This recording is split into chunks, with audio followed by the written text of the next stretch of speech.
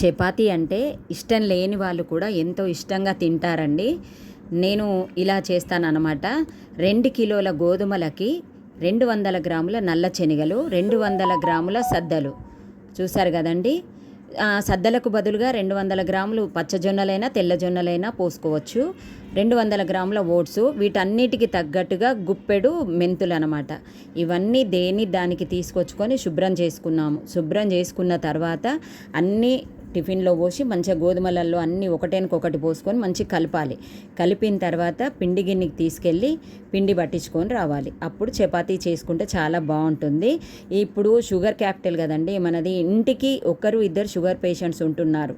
ఈ పిండి 2 చపాతీలు కనుక తినేది ఉంటే మనకు ఆకలి కూడా వేయదు, కడుపు నిండా ఫుల్గా ఉంటుంది, ఫైబర్ కూడా అందుతుంది.